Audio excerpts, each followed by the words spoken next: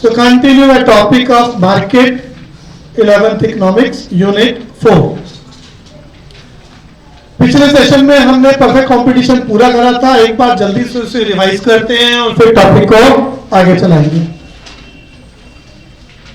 Market में सबसे पहले हमने वन मार्केट क्वेश्चन करा था. Meaning of market. Market is a place where buyers and sellers are get together to sell and purchase of a commodity.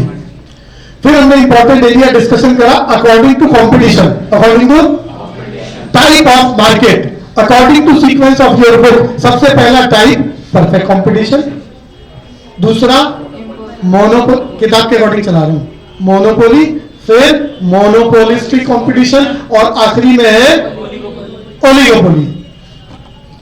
तो हमने यहां परफेक्ट कंपटीशन को लेकर क्वेश्चन तैयार करे थे. सबसे पहला question features of perfect competition बताया था मैंने. Unrealistic situation of the market in which very large number of buyers and sellers are exist.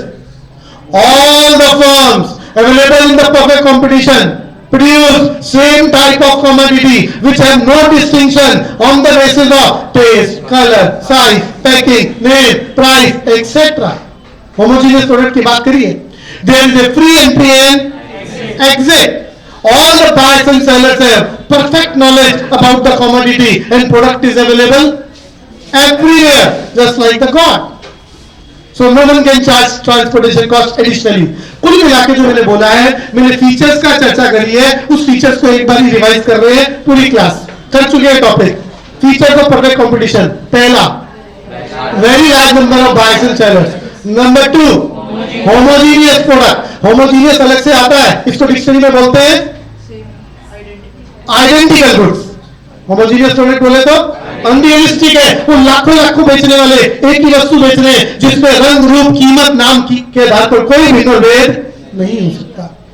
तीसरी बात बताई थी फ्री एंट्री या freedom of entry and exit. इस बाजार में हजारों फर्म आए, आन दो, जाए, जान दो, no additional cost. Free entry and exit जिसका इफेक्ट मैंने बताया था बहुत important. Firm obtain only the normal profit even in long period for MCQ. Free entry and exit का क्या इफेक्ट है? फर्म को हमेशा क्या मिलेगा? Normal profit even in long period. और लॉन्ग पीरियड बचपन की बात याद करें, 3 चैप्टर में है. Cost, production, market. Long period या long run refers to the time zone in which all the factors of production are variable.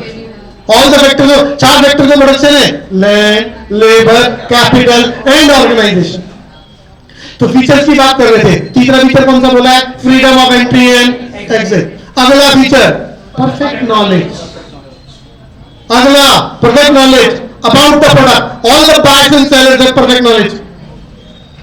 Perfect mobility. Product is available everywhere. Unrealistic है भैया. और आज के जमाने की बात करें तो बात किसकी होती है? राम राज्य. किसकी बात होती है? का मतलब situation of haven. Situation of haven जिसको हमने नाम दे दिया. और हर कंट्री चाहती है ऐसा कुछ अचीव हो जाए जिसमें बेचने वाला, खरीदने वाला feel like the heaven. That means there is no exploitation. No, जिसको यहां पर क्या नाम दिया जा रहा है? Perfect competition. तो एक टारगेट होता है कि हमें किसी भी इकोनॉमी को ऐसा बनाना है. ऐसी इकोनॉमी बन नहीं सकती. हम इसके नजदीक पहुंच सकते हैं, समस्याओं को कम कर सकते हैं समाज के लोगों की. आगे आगे भाई. तो टॉपिक को आगे चला रहे थे. Free entry and exit, perfect knowledge, perfect mobility. अगली बात बोलो. So no one can charge transportation cost additional. No one can charge transportation cost. ठीक है. पहली बात फीचर्स की याद कराने के बाद मैंने इस पर वेज एमसीक्यू आ सकता है. डिफरेंस के क्वेश्चनों में इसका यूज करेंगे, इसीलिए कह रहा हूं बार बार याद करो. सबसे इंपॉर्टेंट एरिया परफेक्ट कंपटीशन आना ही आना है. दूसरा क्वेश्चन मैंने याद कराया था इसी का. Industry is the price maker, firm is the price taker. Industry वाला डायग्राम डिमांड का, सप्लाई का एक दूसरे को जहां इंटरसेक्ट कर रहे हो चुका है. रीजन के लिए बोल रहा हूं. रिकॉर्डेड सेशन आपके पास. इक्विलिब्रियम प्राइस जनरेट होता है. मैंने लिखवाई थी language. The free forces of market demand and market supply settle at a point where quantity demanded is equal to quantity supply. So industry is the price maker. Firm is the price taker को लेकर diagram बनाया था, price line parallel to X axis और language बोली थी all the firms available in the industry bound to accept the price settled by the industry due to perfect knowledge and perfect mobility. So firm is the price taker. तीसरा question बताया था, गिनती के question है। दूसरा question industry is the price maker, firm is the price taker, diagram और paragraph. फिर इसी क्वेश्चन को बदलता है, अगर ये क्वेश्चन छूटा तो इस जैसा क्वेश्चन आएगा, relation between AR and MR under the perfect competition, relation between AR and MR under the, अगर ये छूटा तो डायग्राम कैसा बनाना था, AR is equal to MR, एक ही लाइन बनानी है पैरेलल टू, तो छूटा बस रिवीजन के लिए बोल रहा हूं। और फिर लिखना था under the perfect competition all the firms bound to accept the price settled by the industry, so the price line or layer curve is always parallel to x-axis. Under the perfect competition, MR is always equal to AR. अगर ये भी छूटा, तीन question है जैसे, तीन में से कोई एक सबके स्कूलों में, पहला इंडस्ट्री द प्राइस मतलब हम द प्राइस या relation between AR and MR under the perfect competition या demand curve under the perfect competition, demand curve under the, जो AR की लाइन बनाई है इसी को हम बोलते हैं डिमांड कर्व। जिस कीमत पर बेचने वाला बेच रहा है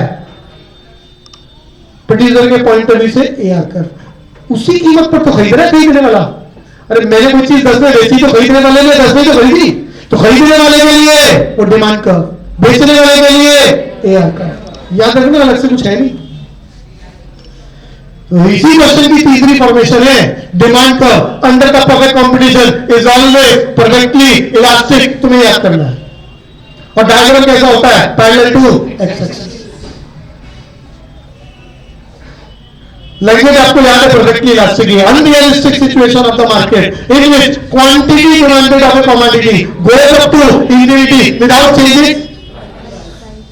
अरे फॉर्म बाउंड है ना 10 रुपए में बेचने के लिए, 1 यूनिट 10 यूनिट 1000 यूनिट कि मत बेचो, 10 रुपए 10 रुपए 10 रुपए। क्यों? Perfect knowledge, perfect mobility. दाम घटा नहीं सकते, दाम बढ़ाने पर रोक नहीं देंगे, घटाने पर फैक्ट्री डूब जाएगी। ये तीन में से कोई एक लगेगा। इससे पहले वाला बताया फीचर्स, और आखिरी वाला परफेक्ट कंपटीशन का क्वेश्चन है प्रोड्यूसर इक्विलिब्रियम। प्रोड्यूसर गिनती के 3 क्वेश्चन मार्केट में, पहला हिस्सा खत्म। प्रोड्यूसर इक्विलिब्रियम में मैंने आपको लैंग्वेज बताई थी, ये लैंग्वेज कभी बदलने वाली नहीं है। लैंग्वेज क्या? Producer equilibrium is a psychological phenomena. भैया पिछली क्लास सेंड करी है, रिकॉर्डेड सेशन भेजे और फिर भी रिवाइज नहीं करना चाह रहे। रिकॉर्डेड सेशन भेजा है बच्चे मैंने, बच्चा कह रहे नींद इतनी गहरी है पता नहीं कब जागेंगे। कुछ तो होश की दवा करो।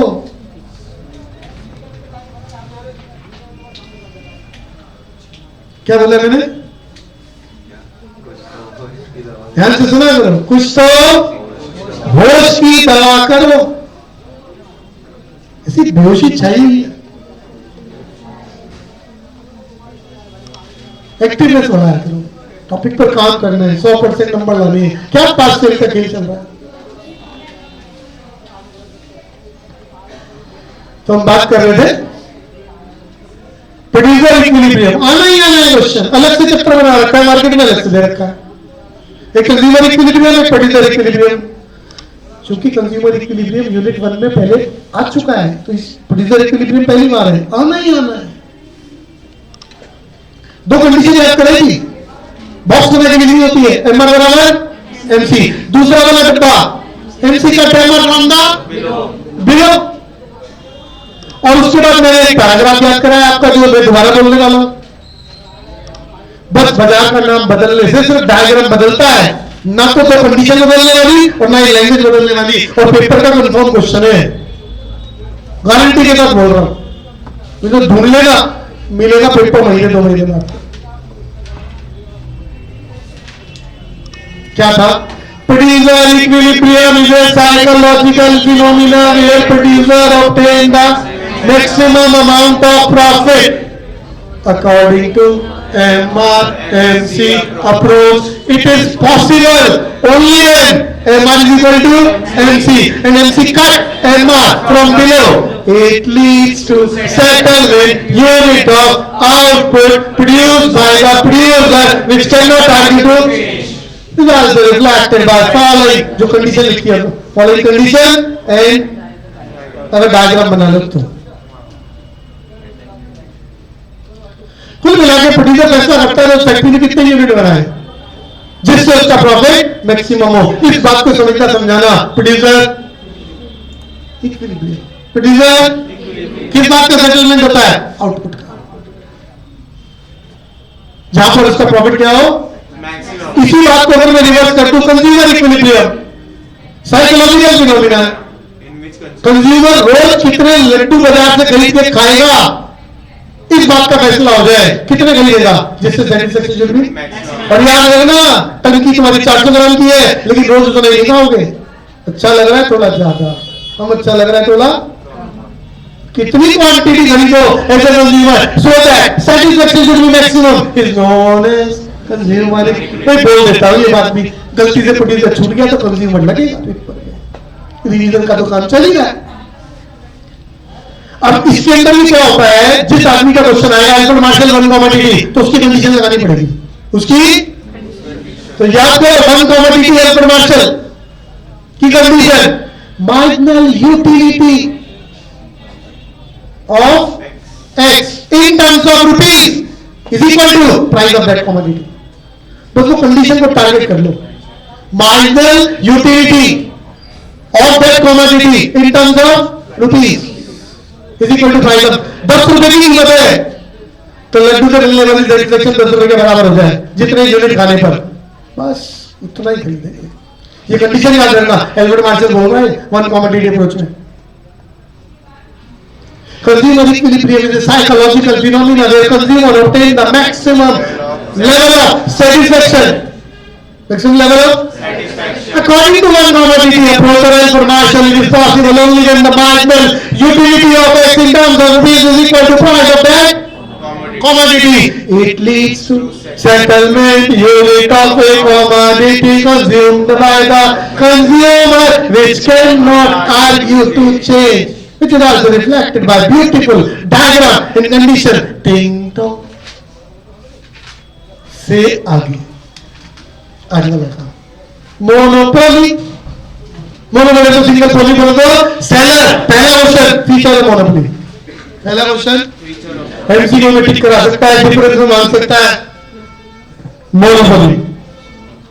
पहली बात सिंगल सेलर दूसरी बात no close substitute goods demand के चक्कर में याद करें सब्स्टिट्यूट गुड्स तो आर दो goods which are utilized in place of other for example Coke की जगह पेप्सी कोक की जगह सब्स्टिट्यूट गुड्स। तो ये सब्स्टिट्यूट गुड्स की बात नहीं हो रही या क्लोज सब्स्टिट्यूट गुड्स की बात हो रही है किसकी। एग्जांपल लेते हैं इलेक्ट्रिसिटी इलेक्ट्रिसिटी के सब्स्टिट्यूट्स अवेलेबल है तुम्हारे घर में बिजली आ रही है कौन सप्लाई कर रहा है बीएसईएस कौन सप्लाई कर रहा है इसके सब्स्टिट्यूट से चंदा मामा सूरज चाचा तो दिमाग लगा के सुनना कैंडल लाइट इन्वर्टर जनरेटर सब सब्स्टिट्यूट है but you bound to purchase electricity from the BSES department काम नहीं चलने वाला इसके बगैर because there is no close substitute है but close substitutes नहीं है so bound to purchase। और ये बात बिजली डिपार्टमेंट को पता है अच्छे से कि सारे खरीदार बाउंडेड नहीं करेंगे ये इसलिए क्या बदमाशी करता है same product sold to different group of people at different price and always succeed known as price discrimination very important feature price discrimination।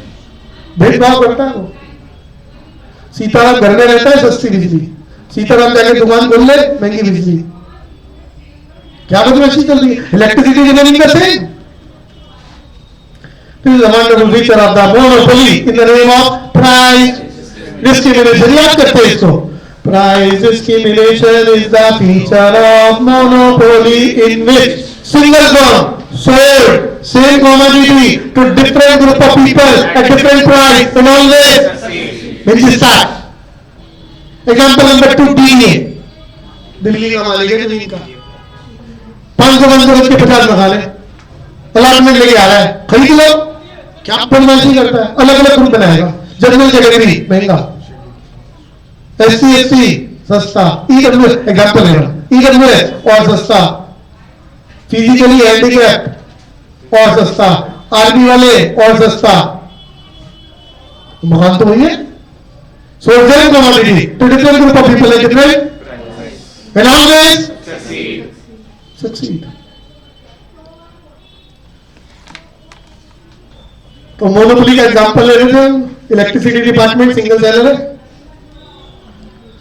Subsidy available है लेकिन कोई क्लोज सब्सिडी नहीं है, जिसकी वजह से you are bound to purchase that commodity, और जिसके चलते बेचने वाले को पता चल जाता है वो पावरफुल है, same product sold to different group of people at different price, he always succeed, known as price.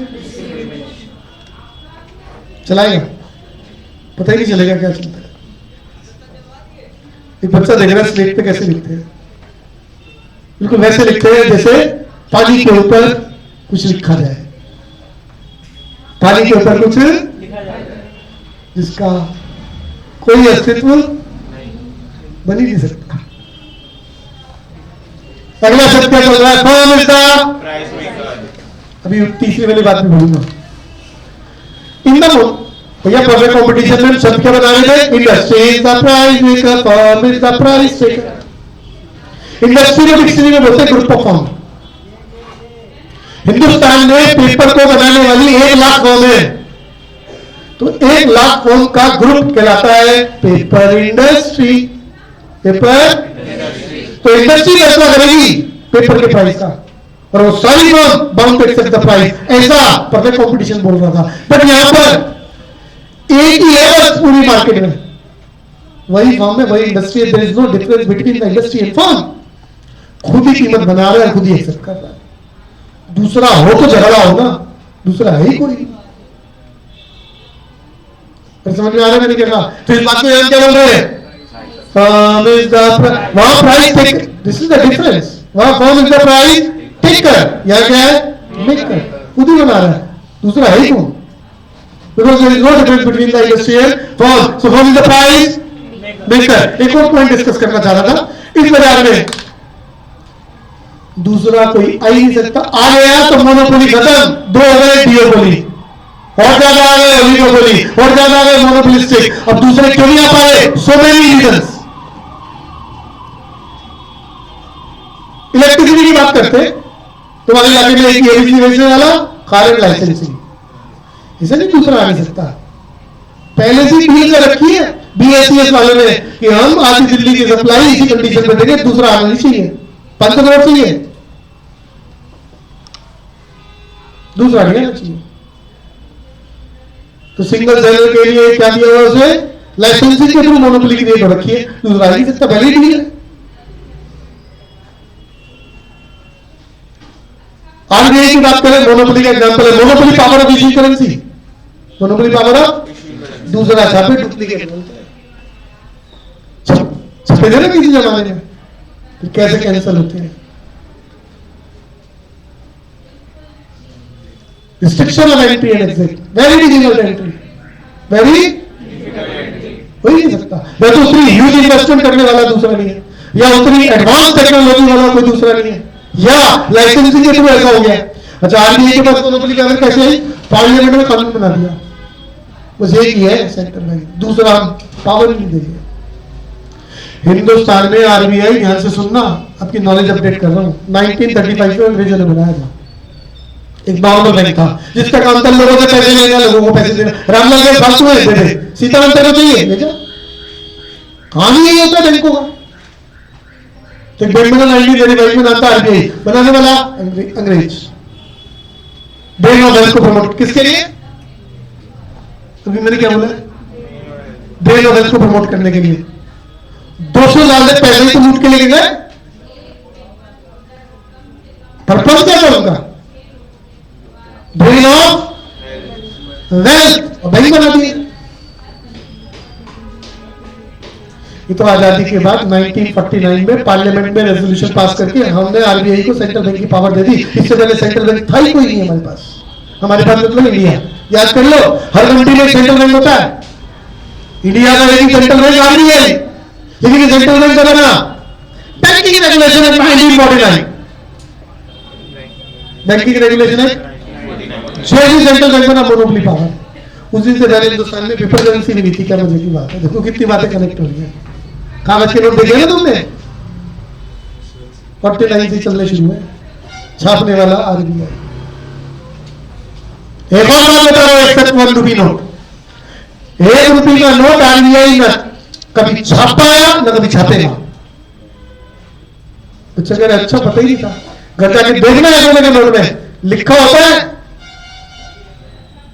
Ministry of finance, government of India.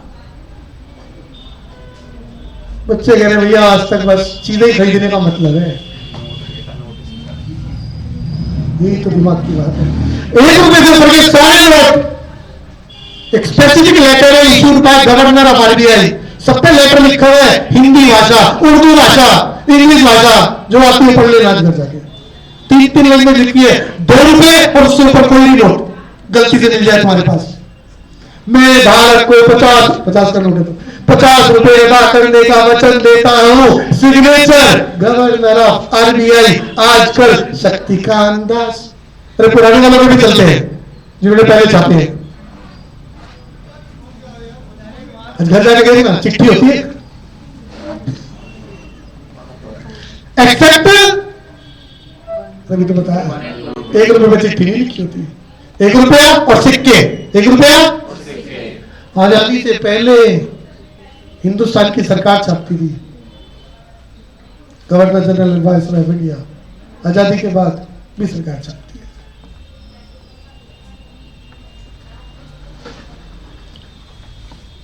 Example लेना चाह रहा था, दूसरा बाजार में आ नहीं सकता, तो पार्लियामेंट में एक्ट बना के ऐसा कर रखा है, या लाइसेंस दे देते हैं किसी को, या उतनी बड़ी इन्वेस्टमेंट कोई ला नहीं सकता, और आ जाए मोनोपोली खत्म।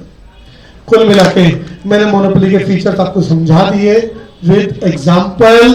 फिर रिवाइज कर लेते हैं। Single seller, no close substitute, very difficult entry and exit, price discrimination, inform the price. इन सब में प्राइस डिस्क्रिमिनेशन अलग से याद करा चुका हूं।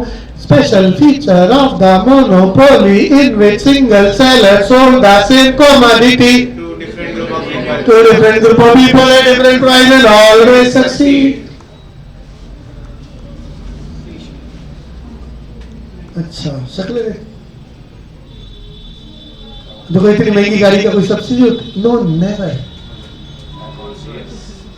बच्चा कहते नाम बताना पड़ेगा, अरमान बड़ी बढ़िया नॉलेज है।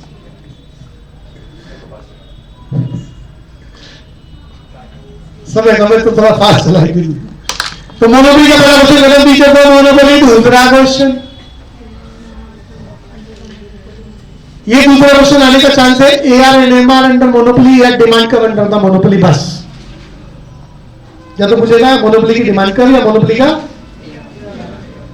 पहला आगे तो दूसरा जुड़ेगा, दूसरा आगे तो पहला जाएगा। और याद करना डिमांड का परफेक्ट कंपटीशन का लग गया तो किसी और बाजार का आ ही नहीं सकता। मोनोपोली का लग गया आएगा कोई एक। मोनोपोली में हमेशा AR कर्व और डिमांड कर्व कैसा होता है? Downward sloping. कैसा होता है? बदमाशी क्या करता है monopoly firm? More quantity sold at less price, less quantity sold at higher price due to this inverse relationship. AR curve और demand curve is always downward sloping. Downward sloping का मतलब inverse relation. More quantity sold at less price, less quantity sold near to this inverse relationship between the price and quantity demanded. AR curve or demand curve is always downward sloping. When AR curve is downward sloping, MR curve is also downward sloping at faster rate. इस हमने बचपन में discussion करा था। कब? In the chapter of revenue. क्या discussion करा था? Marginal is always faster than average. दोनों घटेंगे तो मार्जिनल तेजी से घटेगा, दोनों बढ़ेंगे तो मार्जिनल तेजी से बढ़ेगा।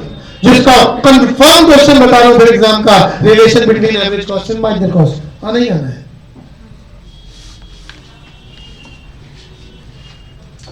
फिर हम वापस आ रहे हैं, AR curve is falling, so MR curve is also falling at faster rate. Diagram बनाना है और लिखना है एआर ग्रेटर देन एमआर या एमआर इज लेस देन, ये बॉक्स बना के लिखना है।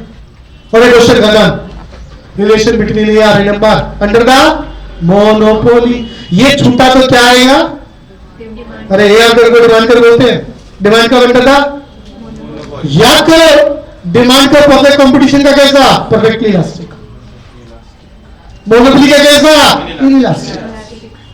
कारण है, सुनना बहुत ध्यान से, पहला शब्द सिंगल सेलर, कारण बोल रहा हूं। दूसरा no close substitute, so consumer bound to purchase. जब कंज्यूमर बाउंड टू परचेज है तो चेंज इन प्राइस मोर, दुकानदार बिजली बेचने वाला बहुत ज्यादा कीमत भी बढ़ा दे तो भी तुम इलेक्ट्रिसिटी की डिमांड बहुत ज्यादा कम नहीं कर सकते। कैसे चलेगा नेसेसिटी का काम, बाउंड टू परचेज। और याद रखना, when change in price more powerful than change in demand, change in price more powerful than change in demand, it is inelastic, it is inelastic बोला मैंने, it is inelastic, जिसमें demand curve more steeper towards the y axis। देखो demand साथ में चल रहा है। फिर एक बार और बोल के खत्म कर रहा हूं, demand curve under the monopoly is always inelastic, always inelastic. क्यों? Under the monopoly there is a single seller, competition is specific commodity which has no clear substitute, so consumer bound to purchase। That is why change in price more powerful than change in demand, so demand curve under the monopoly is always inelastic। That means more steeper towards the y-axis, which is also reflected by, बना लो diagram तो लिख देना, नहीं बनाओ तो कह देना teacher को, खुद सोच लेना। अरे आ गया मोनोपोली का पहला क्वेश्चन फीचर्स, दूसरा क्वेश्चन यार एआर एमआर का रिलेशन या demand curve under the monopoly. AR MR कैसा होता है, MR is always less than AR. Demand curve कैसा होता है, इनइलास्टिक। कैसा होता है, बोले तो मोर स्टीपर टुवर्ड्स द एक्सिस। और मोनोपोली का अंतिम क्वेश्चन प्रोड्यूसर इक्विलिब्रियम, प्रोड्यूसर भैया याद रखना, अगर प्रोड्यूसर इक्विलिब्रियम आ जाए कंडीशन वही है, तो थ्योरी का पैराग्राफ वही है, सिर्फ डायग्राम बदलता है, वो भी एमआर की वजह से। परफेक्ट कंपटीशन में MR parallel to X axis और इक्विलिब्रियम यहां पर आ गया, इधर देखो पहले इक्विलिब्रियम यहां पर आ गया, फैसला हो गया इतनी क्वांटिटी बनेगी। परफेक्ट कंपटीशन है तो डायग्राम ये रेड कलर वाला है एमआर का। और अगर मैं यहां पर मोनोपोली की बात करूं तो भैया मोनोपोली में एमआर कैसा है, ऐसा आपने पढ़ा है, डाउनवर्ड स्लोपिंग, डाउनवर्ड। तो बस सिर्फ डायग्राम बदल रहा है, सिर्फ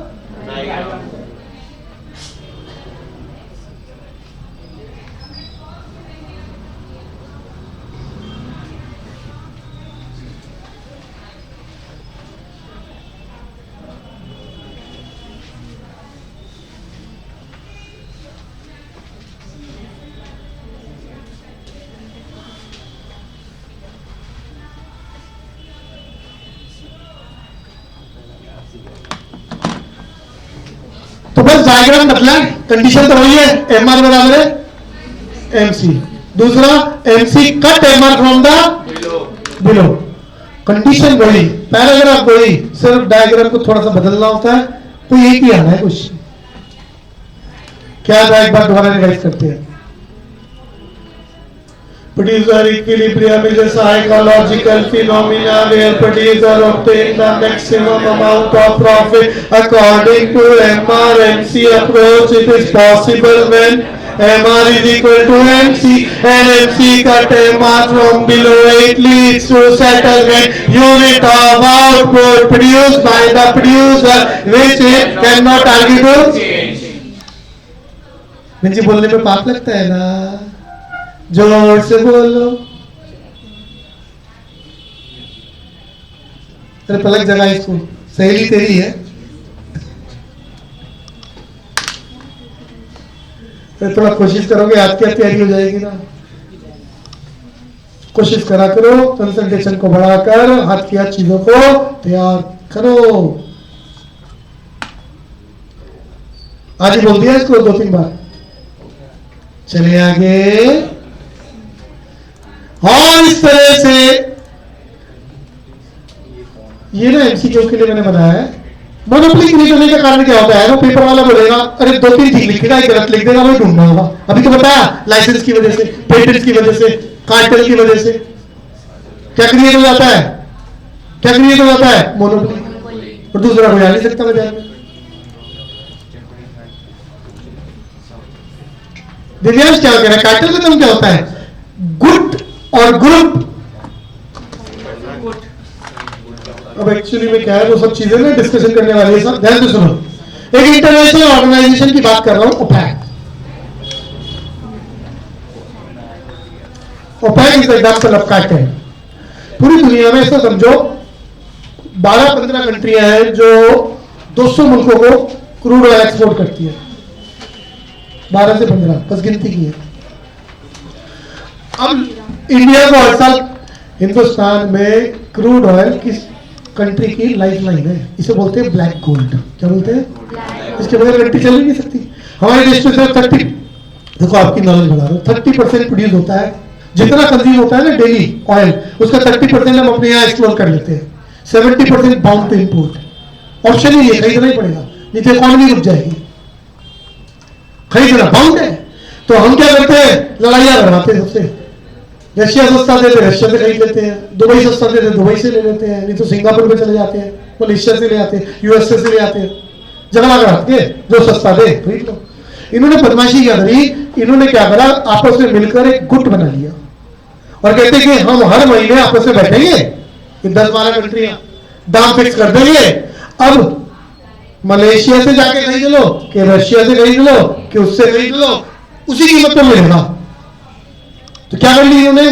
मोनोपोली पावर। कैसे? ग्रुप बना लिया। ये तो मैं रियल स्टोरी बता रहा हूं। इस रियल ग्रुप का नाम है OPEC, organization of petroleum exporting country fast. International organization है। क्या बदमाशी करते हैं? 20 रुपए की कीमत है, 40 रुपए कर देते हैं। All the countries bound to purchase. 70% वाले खरीद नहीं है, काम नहीं चल सकता। अब सारी कंट्री के पास जाओ, सारी दाम बढ़ा के बोले क्या करेंगे? खरीद लो किससे? तो मोनोपोली है नहीं, मोनोपोली पावर क्रिएट कर रखी है। चलते हैं आगे। मोनोपोली के बाद इस चैप्टर का अगला हिस्सा मोनोपोलिस्टिक कंपटीशन। पहला question, feature of monopolistic competition. सामने लिखे टीचर। एग्जांपल ले लेता हूं। आपके इलाके में 10 करोड़, एशिया का सबसे बड़ा जींस मार्केट। कितने बेचने वाले? हजारों, 10,000 बोल दो, 20,000 बोल दो। तो large number of buyers and sellers. Large number of buyers and sellers. ये सारे के सारे लोग 10,000, 20,000 फॉर्म्स क्या बना रही है? एक जैसी वस्तु, जीन्स जीन्स जीन्स। लेकिन सबके जीन्स में फर्क है, डिजाइन को लेकर, कलर को लेकर, पैकिंग को लेकर, नाम को लेकर, दाम को लेकर। इसी को बोलते हैं product differentiation. Product differentiation is the feature of monopolistic competition in which all the firms try to produce the same type of commodity but distinguish on the basis of taste, color, size, packing, name and its price. तो car बनाने वाली कितनी company है? बना तो सभी वो 4 पहिए वाली कार है, लेकिन कार में फर्क है। नाम के आधार पर, क्वालिटी के आधार पर, इंजन के आधार पर, गुडविल के आधार पर। हाँ, बनाते जाओ 20, 30, 50, 100 जितने जोड़ कर लो के आधार पर। फिर याद करो, product differentiation is the feature of monopolistic competition in which all the firms produce the same type of commodity but distinguish on the basis of taste, color, packing, size, price, etc. जितने मर्जी लिखे जाओ feature. तो पहली बात large number of buyers and sellers, दूसरी बात product differentiation, तीसरी बात इस बाजार में कहा जाता है जो दिखता है वो बिकेगा, बोले तो सेलिंग कॉस्ट का एग्जांपल है advertisement. Number 2 brand ambassador. Number 3, selling cost के बड़े सारे तरीके हैं। अब दुकान के बारे होल्डिंग लगा रहे हो, एग्जांपल ऑफ होल्डिंग समझते हो, new sign boards, selling cost. Pamphlets बांट रहे हो, selling cost. Brand ambassador hire कर रहे हो, सेलिंग कॉस्ट। बढ़िया क्वालिटी का गुड्स बना रहे हो, selling cost. After sale service दे रहे हो, सेलिंग कॉस्ट। ये जितनी ज्यादा होगी ब्रांड इमेज डेवलप होती है, जिसकी वजह से सेल इंप्रूव होती है एंड प्रॉफिट आल्सो बेटर हो जाता है। तो in this kind of market selling cost play important role. Monopolistic competition. इस बाजार में जीन बनाने वाली 2 फर्म और आए, आन दो। 4 फर्म बंद होके जाए, जान दो। Free entry and exit, freedom of entry and lack of perfect knowledge, lack of. अभी आप जीत खरीदने चले जाए बाजार में, 600 में बेच रहा है, 450 में बेच रहा है, 500 में बेच रहा है। खरीदने वाले बेचने वालों को वस्तु के बारे में, जितने खरीदने वाले जितने बेचने वाले, परफेक्ट नॉलेज है। जितनी नॉलेज है उसने आपने कॉस्ट को मिनिमाइज कर रखा है। नॉलेज और बढ़ गया, हर चीजें बेहतर हो जाएगी। रियल लाइफ में ही होता है इम्परफेक्ट नॉलेज। रियल लाइफ में क्या होता है? परफेक्ट नॉलेज तो है ही शब्द अनरियलिस्टिक। नॉन प्राइस कंपटीशन, इस बाजार के अंदर प्राइस वार के साथ साथ नॉन प्राइस वार भी चलती है। कौन सी बात चलती है? नॉन प्राइस वार। दिवाली का फेस्टिवल चल रहा है, एक में स्कीम अनाउंस कर दी कि हमारे यहां से खरीदोगे तो एक जीन्स के साथ दूसरी जीन्स गिफ्ट मिलेगी।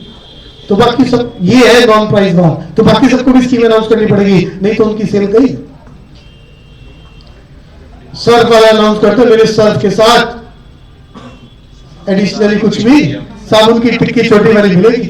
तो बाकी कंपनियों को भी ऐसा कुछ करना पड़ेगा, नहीं तो उनकी सेल नहीं होने वाली। इसे क्या बोलते हैं? Non price competition. Cold drink के ढक्कन में इनाम, नॉन प्राइस कॉम्पिटिशन। एक बार दोबारा याद करते हैं, feature the monopolistic competition first, large number of items, product differentiation, selling cost, freedom of entry and exit, perfect imperfect knowledge, non price competition.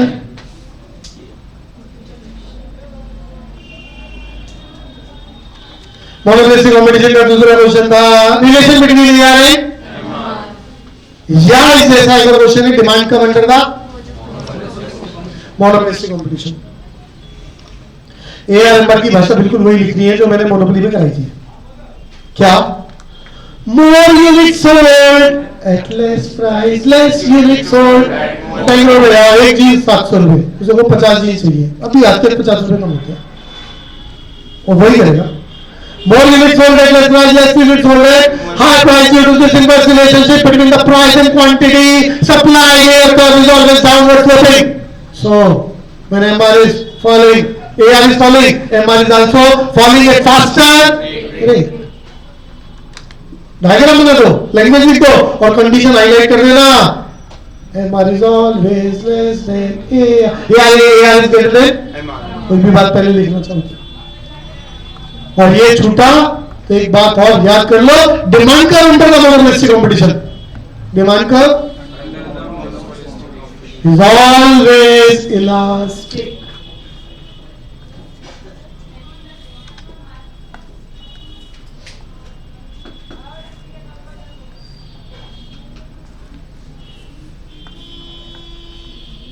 Quantity demanded, price याद रखना। Demand curve under the monopolistic competition क्या होता है? Elastic, greater than 1। और greater than 1 का मतलब होता है change in demand is more powerful than change in. Greater than 1 का मतलब ही होता है change in demand is more powerful than the change in. इस बात को समझाता हूं, जीन्स का बाजार 10 करोड़, कोई एक जीन्स बेचने वाला 10% दाम कम कर दे, उसके कस्टमर उससे ज्यादा खरीदेंगे कि पूरे बाजार के कस्टमर वहां आके उससे ज्यादा खरीदेंगे? Because of availability of close substitute. ऐसी थोड़ी ना चाइना सेल कर लेता है 5 सेकेंड 5 करोड़ मोबाइल बिक गए। वही फीचर नेक्स्ट प्राइस, तो पता चलता है बाकी 50 कंपनियों की डिमांड शिफ्ट हो गई। का मतलब change in demand is more powerful than change in price. कारण सुन लेना, due to availability of close substitute, so demand curve under the monopolistic competition is always elastic, बोले तो more cheaper towards the x-axis। समझ गए? फिर याद करो demand curve, perfect competition parallel to x-axis, monopoly more cheaper towards the axis, monopolistic more cheaper towards the x-axis। Perfect competition, unrealistic situation. Monopoly, inelastic. Current, no plus substitute. Monopolistic competition, elastic. Current, availability of close substitute. और इस तरह से monopolistic competition का आखिरी question producer equilibrium खेल रही है। According to MR, the approach it is possible that MR is equal to MC lensing at MR from the below it leads to the settlement unit of output produced by the producer, which cannot agree to because it leads to बोलो maximum amount of profit। Market का अंतिम हिस्सा oligopoly. अच्छा, oligopoly पे जाने से मैंने बता रहा हूं आपके एग्जाम में कंफर्म क्वेश्चन, इन 4 बाजारों में से किसी एक बाजार का फीचर या किसी 2 बाजारों का डिफरेंस, कंफर्म क्वेश्चन। और जब डिफरेंस मांगेगा तो फीचर ही लिखने होते हैं आमने सामने। अब किन 2 बाजारों को मांगेगा, इसके लिए क्या करो, चारों मार्केट आमने सामने लिख लो एक ही पेज पर। Perfect competition, monopoly, monopolistic competition, oligopoly और फीचर आमने सामने इस तरह से कि वहां है वहां नहीं है। जैसे पहला डिफरेंस, चारों बाजारों को मांगने प्लान करो। पहले वाले में लिख लेना परफेक्ट कंपटीशन में very large number of buyers. दूसरा वाला monopoly single seller, monopolistic large seller, oligopoly few seller. अब किसी 2 का मांगे लिख दो ना फीचर हमने सामने। ये अलग अलग तैयार करने के चक्कर में मत पड़ जाना। एक कागज पे 4 से 5 पॉइंट चारों बाजारों में, और फिर टीचर से करना बना तो कोई भी हम कर लेंगे। समझ में आ रहा है? ऐसे फीचर याद कर लिए ना तो बनाइए। पहले नहीं पता आपको, पहले कॉम्पिटिशन का पैनल डायग्राम बना के लिखना। मोनोपोली, इलास्टिक, मोनोपोली और डायग्राम भी बनाना। खाली इलास्टिक नहीं बोल रहे, मोर चीपर डायग्राम बना रहे towards the Y axis. Monopolistic competition, elastic, more cheaper towards the axis. Oligopoly आ जाए, होता ही कोई नहीं है। डिमांड कर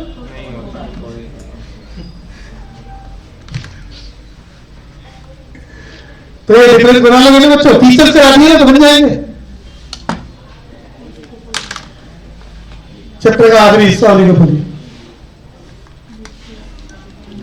ओलिगोपोली के फीचर्स मैंने कराए थे। Few form but large in size, few form but जैसे सामने चलता है। पेपर वाला एग्जांपल लिखेगा, कहेगा मतलब किसके एग्जांपल है, देखो सामने लिख रहा हूं ओलिगोपोली के। जींस की बात करेगा तो मोनोपोलिस्टिक कंपटीशन, कोल्ड ड्रिंक्स की बात कर ले, आईटी सेक्टर की कंपनियों की बात कर ले, वो सब किसके एग्जांपल हैं? Google, Microsoft. सीधा फीचर्स पे आ जाते हैं। ओलिगोपोली में सिर्फ एक ही क्वेश्चन है, फीचर्स और टाइप। डिमांड को बन नहीं सकता, एआरएमआर का क्वेश्चन आ नहीं सकता, प्रोड्यूसर इक्विलिब्रियम आ नहीं सकता, नॉट पॉसिबल। ओलिगोपोली में सिर्फ क्या, या तो डिफरेंस में आएगा या फीचर्स में आएगा। तो फीचर ही लिख रहे होते हैं डिफरेंस में। तो ओलिगोपोली में फीचर्स बस कोई 4 से 5 पॉइंट से ज्यादा चाहिए नहीं। पहली बात, इतने बेचने वाले जिन्हें उंगलियों पे गिन सकते हैं, लेकिन उनका साइज ऑफ फर्म बहुत बड़ा होता है कि दिन की अरबों रुपए की sale. Few firm but large in size, all the firm interdependence to each other. Interdependence to Pepsi और कोक एक दूसरे से बहुत ज्यादा क्लोजली एसोसिएटेड है, प्रोडक्ट को लेकर, ब्रांड एम्बेसडर्स को लेकर, प्राइस को लेकर और एक के अपनी पोजीशन को बदलने से दूसरे की टर्नओवर और ऊपर पर इन्फ्लुएंस हो जाती है। एक स्कीम अनाउंस कर दे, दूसरे की सेल बदल जाएगी। इसीलिए बोल रहा है interdependence of each other. Non price competition बोला ना, नॉन प्राइस दाव। ये नॉन प्राइस कंपटीशन दो बाजारों में पाया जाता है, याद कर लो, एक मोनोपोलिस्टिक कंपटीशन और एक ओलिगोपोली। ओलिगोपोली में बहुत ज्यादा होता है, मोनोपोलिस्टिक कंपटीशन में छोटी दुकान छोटा खर्चा। दुकान ही 5 करोड़ की है तो खर्चा थोड़ा सा होगा, 10, 20, 50 हजार एडवर्टाइजमेंट का। पेप्सी की कंपनी खोल लो, एडवर्टाइजमेंट करना है, अमिताभ बच्चन को बुलाओ, एक ही बारी में बोलेगा 500 करोड़, 1 साल 2 सेकंड की है। बड़ी फर्म, बड़ा फर्म, इतने पैसे लगाने वाला दूसरा नहीं है, इसलिए यहां बोल रहे डिफिकल्ट एंट्री। दूसरा आसानी से, पेप्सी जैसी कंपनी दूसरा कैसे बना पाएगा आसानी से? Selling cost play very important. Selling cost भी 2 मार्केट्स में आ गया, याद रखना दोनों बाजार, एमसीक्यू में टिक कराएगा। पहला मोनोपोलिस्टिक कंपटीशन, दूसरा इस बाजार में अनसर्टेनिटी पाई जाती है जिसके चलते डिमांड कर्व बन नहीं सकता, एआरएमआर कर्व बन नहीं सकता और प्रोड्यूसर इक्विलिब्रियम नहीं आ सकता। शॉर्टकट में समझा दिया। इस तरह से आपका ये सुंदर टॉपिक मार्केट समाप्त होता है और दूसरा हिस्सा शुरू होता है।